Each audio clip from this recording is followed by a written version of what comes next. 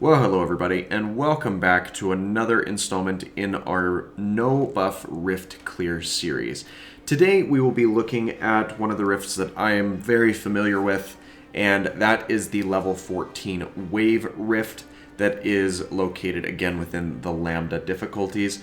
And this is a rift that I am very familiar with because of the Champion Spotlight series I did very early in this channel's life cycle, which is still a decently well-performing series, all things considered.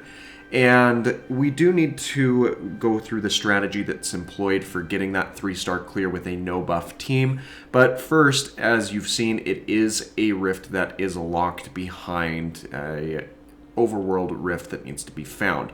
And fortunately, this one is very easy to track down, as it is the rift that is in Avengers Tower, and all you need to do is walk down a hallway after having the final conversation with Vision in the control room.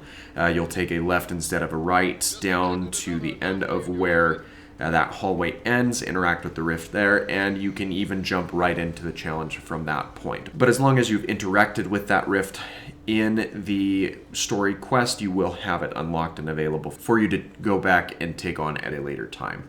So what's our strategy for this one? Well, the easier of the two challenge stars to get on this rift is finishing in 2 minutes and 30 seconds or less.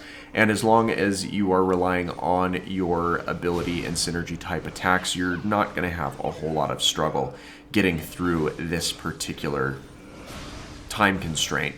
The difficult aspect, especially where you haven't powered up your characters, is in getting the extreme attack damage of 270,000 or more. But the best thing that I found after a couple of different tries is really spacing out where your characters are located before initiating those extreme attacks. And to help bolster those numbers a little bit, I even went ahead and activated Wolverine's ability where he buffs himself up with kind of that Berserker Rage, and that really seems to help tip the scales in my favor, in addition to making sure that the characters were all spread out.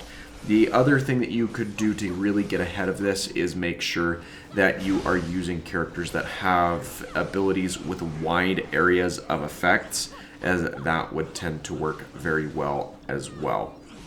And the characters that I have as a general rule are doing pretty well with that. Wolverine definitely has an interesting ability with his extreme attack, as he is very mobile and can move throughout the battlefield, and you can actually kind of influence the direction that he goes as he is unleashing his flurry of slashes into the opponents that he's encountered. And I think that it's a lot of fun to use him in more ways than one, and I'm excited to jump a little bit more into Wolverine's character here in a few weeks in the Ranked and Reviewed series, which we are releasing every week on Wednesdays. But I think that's really the biggest notes that we needed to go over for this particular challenge. If you enjoyed today's video, make sure that you leave a like. Don't forget to subscribe for daily variety content. And if you have questions, comments, or concerns, don't be afraid to leave that down below, and I will be sure to peer back through those also. I'm going to allow the remainder of this fight to play out and give you that visual affirmation that I did indeed get the full start clear on this particular challenge. Thanks again for letting me take a moment of your time, and I hope that you have an absolutely fantastic rest of your day.